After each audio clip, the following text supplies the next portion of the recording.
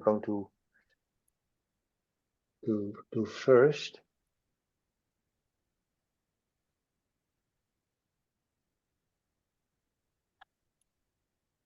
So I expect that you can see these slides now. If not, let me know, please. Yeah, so I have a bit of a pompous title, I must admit, but it's a quite modest paper, I'm afraid. So, argumentative practices require intellectually independent, self-directed, and not too weak-willed critical thinkers. Arguers should resist being swept away by clever rhetoric, by the awe for others, and by social pressures.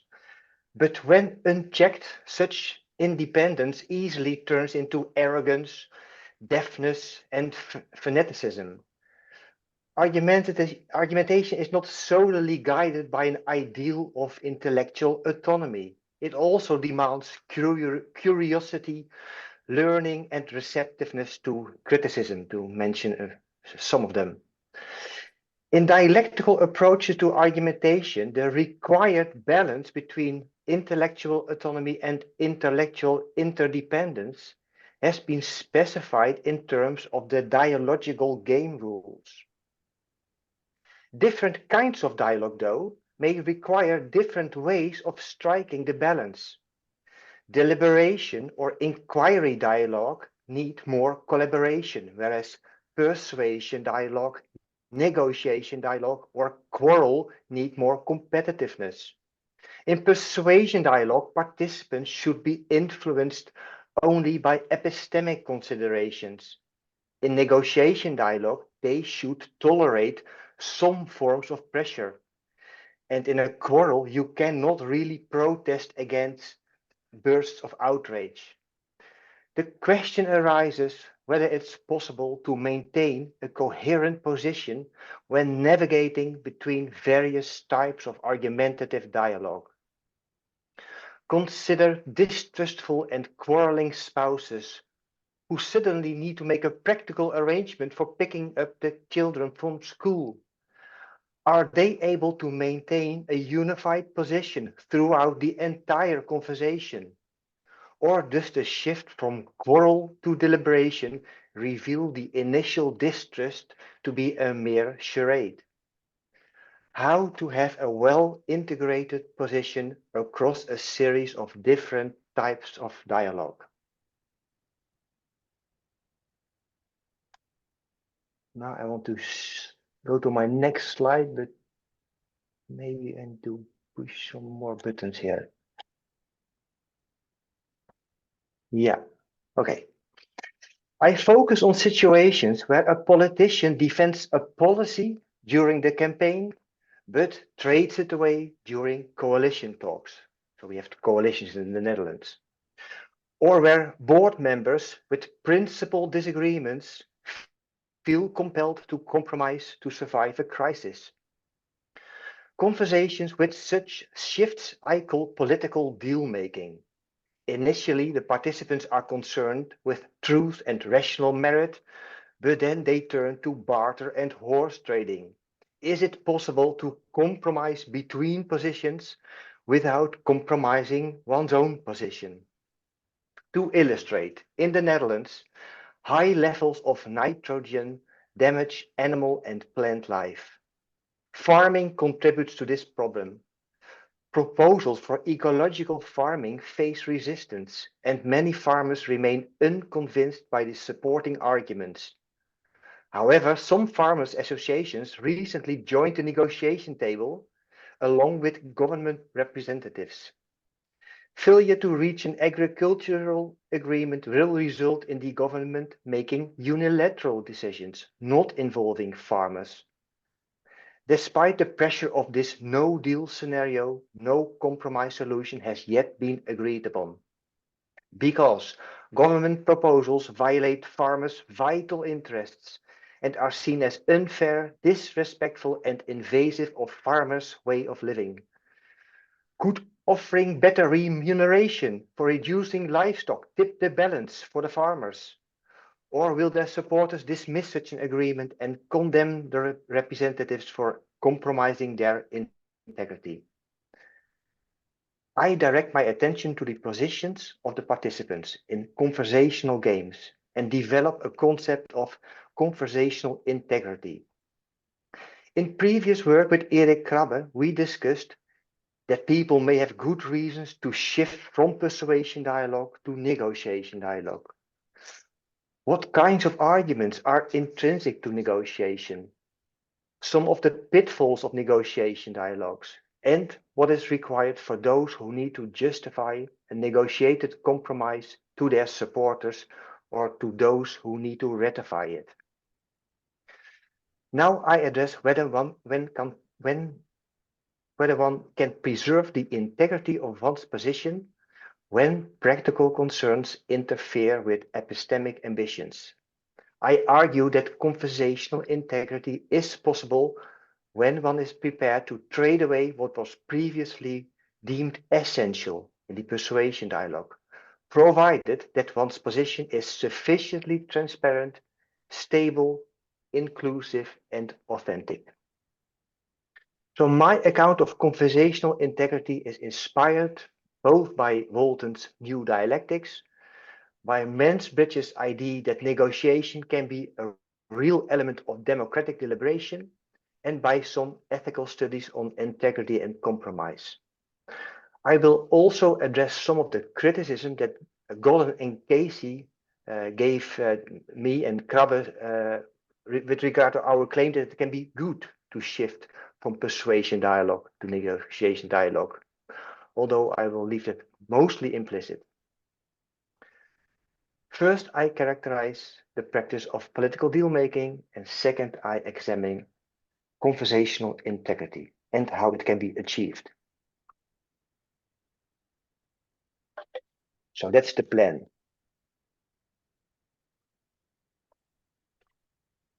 Political deal-making is a natural and common communicative practice that involves three types of dialogue.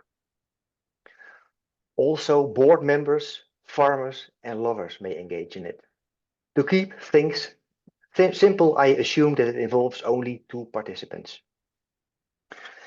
Political deal-making is a specific form of deliberation dialogue, according to my analysis, that starts from the question of the best collective course of action or policy to adopt, and where the participants have opposite suggestions for answering this question.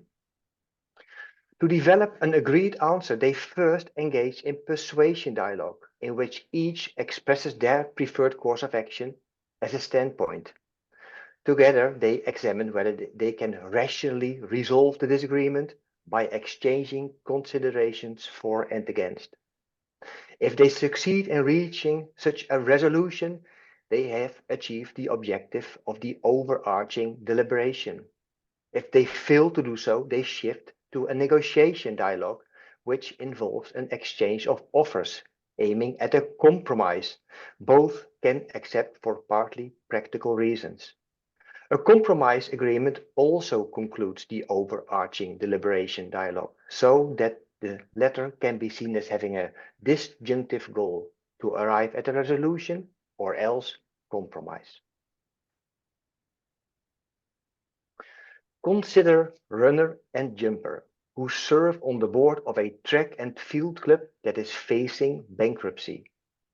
Without a balanced budget, the club loses the support from the municipality, which results in its closure.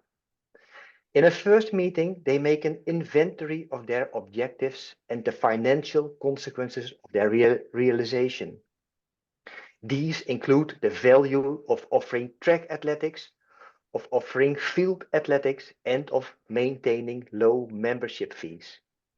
Maintaining all three goals would not balance the budget, while sacrificing one of them would. Upon returning home, Runner comes to wholeheartedly endorse the following solution: to maintain the club's section of track athletics intact, to maintain low fees, but to abolish field athletics. Conversely, Jumper adopts the following preference: to maintain field athletics, to keep fees low, and to abolish track athletics.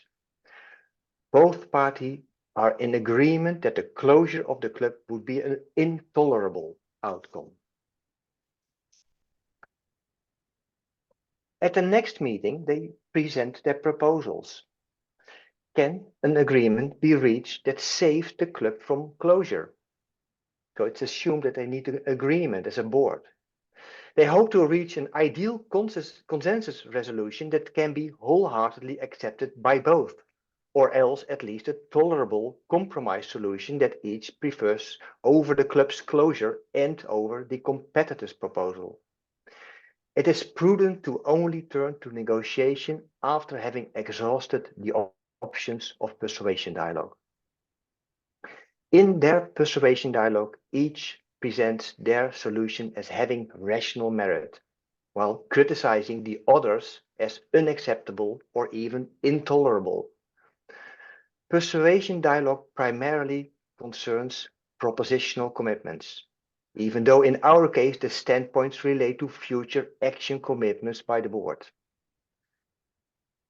The norms governing persuasion dialogue originate from a single source, the objective of a wholehearted and well-considered agreement on what course of action merits rational acceptance. Any social pressure is inadmissible. But despite their efforts, the story goes, Jumper and Runner fail to reach such a resolution. That they regard the other's initial proposal as unacceptable or intolerable should not stop them from entering negotiation dialogue, because it may enable them to craft a middle ground solution that is tolerable. Thus, they shift to negotiation. The primary concern here is action commitments. Runner, for example, prefers to approve of maintaining track athletics, low fees, and of abolishing field athletics, and tries to maximize the inclusion of these action commitments in the final arrangement. The negotiation dialogue initiated by a difference of opinion is normatively heterogeneous, serving both an epistemic and a social objective.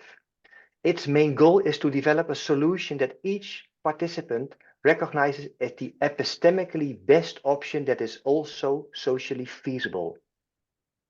The heterogeneity of norms reveals itself in at least two ways. First, in negotiation, power play and rational argument go hand in hand. Suppose that Runner makes Jumper an offer. If you would drop your demands of abolishing track athletics and keep fees low, then I would drop my demands of abolishing field athletics and keep fees low. From Runner's perspective, such a policy is less favorable than their first preference, but more favorable than Jumper's first preference, let alone to continued disagreement and the club's closure. Runner's willingness to make a concession is prompted by Jumper's rightful use of the social situation where their endorsement is necessary for a board policy. What's more, an offer exerts pressure by changing the social environment that makes or tries to make the offer more expedient. After all, rejecting the offer may leave Jumper with empty hands. All the same, an offer is a communicative act. It's also a communicative act aimed at making the addressee understand how the offer is, in these new circumstances, truly expedient. Secondly, the mutual pressure is not devoid of epistemic significance. In an offer, the addressee is requested to accept some of what the speaker deems rational, in exchange for the speaker promising to accept some of what the addressee deems rational. Each attempts to pressure the discussion towards an outcome that is as closely aligned with the correct but unattainable outcome. While possible policies may be scattered across a broad spectrum, a successful negotiation dialogue would result in a policy situated somewhere between the opposing sides. Before I proceed to the concept of conversational integrity, two comments. Because the negotiation is embedded in a specific kind of deliberation, no negotiation move should be allowed to thwart the aims of the overarching deliberation. But because the negotiation is not embedded within the persuasion dialogue, the negotiation is not constrained by the requirements for persuasion dialogue. Second, Golden and Casey suggested that compromise proposals can also be discussed in persuasion dialogue, and I agree with that. In those cases, however, the participants need to imagine what would be an optimal outcome of a negotiation dialogue where next to epistemic norms, also some appropriate forms of social pressure is involved. For that reason, I regard the heterogeneous normativity of negotiation dialogue as intrinsic to the concept of compromise. In short, political deal-making is a layered but coherent argumentative practice. All the same, a negotiated compromise requires making ideological sacrifices under pressure, which detracts from the epistemic rationality of the participant's position.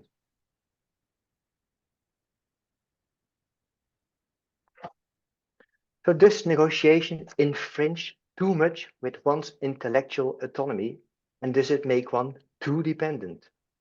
Well, not per se, I think. I focus on the integrity of a person's position, excluding non-dialogical behavior from my account. According to my proposal, a participant has conversational integrity if four conditions are met. A participant's position develops in a sufficiently transparent way so that it is clear for the addressee how to respond. It should be clear when one shifts to negotiation and when one makes an offer rather than presents an argument. Otherwise, one risks rejecting sensible or accepting unreasonable compromise proposals. In a negotiation dialogue, the bottom lines need not be disclosed from the outset. Instead, they may emerge from or even be formed within the exchange of offers. When bargaining over a car, the customer can sparingly disclose indications about the highest price they are willing to pay. Nevertheless, failing to disclose one's true preference profile may risk being perceived as a mark of unreliability and deceptiveness. In negotiations on sensitive policy issues with future collaborators, it is essential to establish mutual trust, which necessitates higher levels of transparency. Also worth noting is that the negotiation pressure may help to reveal hidden parts of one's own preference profile. Jumper may discover that they are willing to compromise on low fees to salvage field athletics. The participant's position must remain sufficiently stable. More entrenched propositional commitments should be constant throughout multiple stages of the conversation. For example, one can be more flexible about the details of the policy making, while less so when the principles themselves are concerned. Possibly also principles can be violated if that's really needed to avoid greater political or moral losses. Politicians may dirty their hands, while at the same time this is the right thing to do because of its overall positive consequences. The detention may only be apparent. A compromise necessitates the relinquishment of action commitments, yet not a rejection of commitments to propositions expressing the value of the favored policies.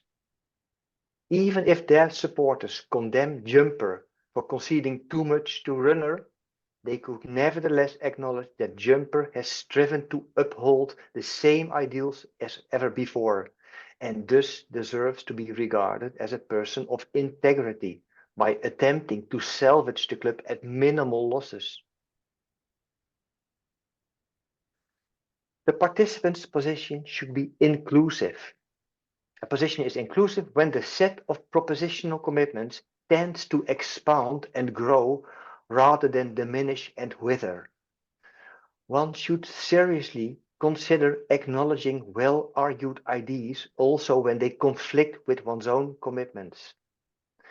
Principles should not blind participants to considering opposing considerations, including those that concern the equal say of competitors, the harms produced by continued disagreement, the value of avoiding a showdown or violence, and of collectively construed political arrangements.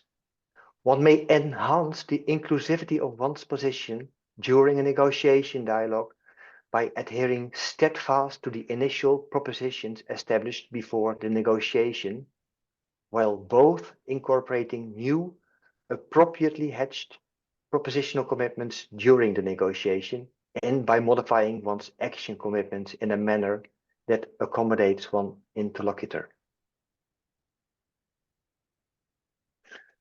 Participants' position should remain authentic. The pressures in negotiation pose risks to intellectual autonomy. Bribery or blackmailing may affect one's choices. Brinkmanship may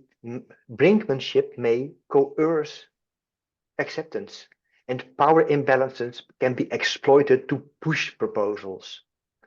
But participants may succeed in circumventing such pitfalls. I regard a position as authentic to the extent that its controversial elements can be justified by appealing to its less controversial elements. In particular, that the compromise can be justified both to oneself and to supporters who share one's perspective. So a negotiated compromise can be justified to oneself or one's supporters if it can be shown that there was a compelling rationale for engaging in negotiations with this person at all. That despite the losses, the gains achieved through compromise are preferable to the alternative of no agreement, and that it is sufficiently implausible that a more optimal deal is feasible. So I shall apply this fourfold concept of conversational integrity to our example, focusing on stability, inclusiveness, and authenticity. So suppose Jumper accepts runner's offer and they accomplish this political deal. Has Jumper been able to maintain their conversational integrity?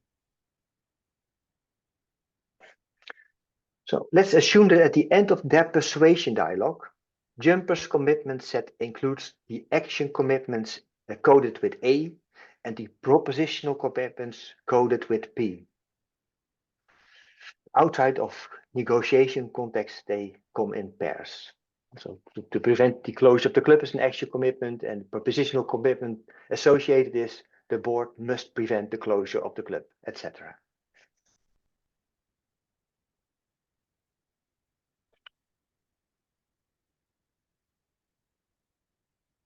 After accepting runner's offer to main both track and field athletics, but to double the fees, Jumper's position comes to look as follows, where one action commitment has been withdrawn and a new action commitment, A5, has been added. On the side of the propositional commitments, nothing gets withdrawn, but there's a new propositional commitment added to it, P5. So Jumper's position is inclusive by including this new action commitment A5 that accommodates runners' views, and this new heavily hedged propositional commitment P5 saying, given that sacrifices were required to avoid the club's closure and that the negotiation dialogue made the proposal that included A5 expedient, for us, the board should double the fees. The sacrifices are made on the part of the actual commitments only, and the new propositional commitment P5 is consistent with P2, saying that we should keep the fees low, provided that we regard P2 as being implicitly hedged.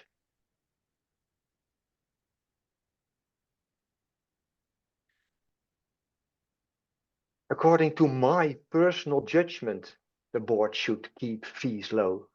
In retrospect, this way of hedging can also be seen to apply to all the other older propositional commitments.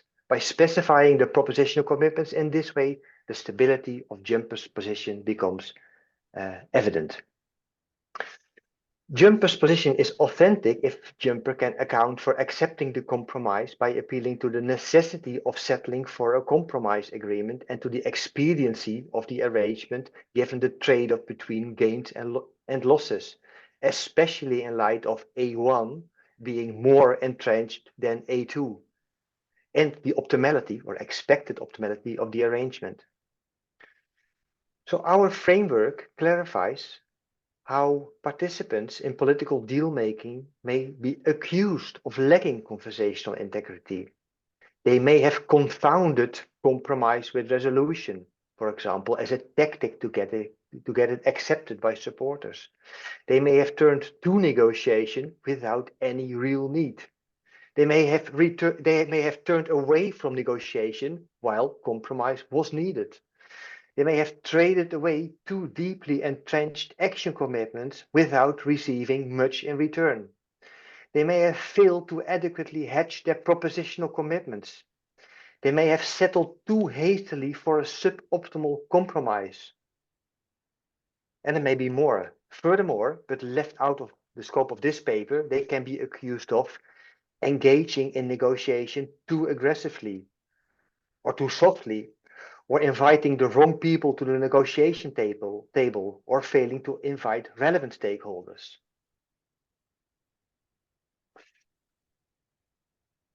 So from an argumentative point of view, it can be reasonable to engage in the conversational practice of political deal-making, despite that not only epistemic but also social factors determine its outcome.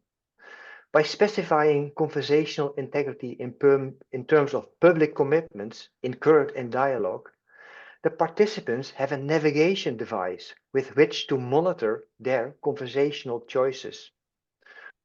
Full intellectual autonomy, of course, cannot be the point in conversational collaborations, and a balance needs to be struck with mutual dependence and assistance and collaboration. Conversational integrity may be a helpful concept for maintaining such a balance across dialogues, also because it can be fleshed out in moderately concrete terms of the public commitments in argumentation games. So that's my story.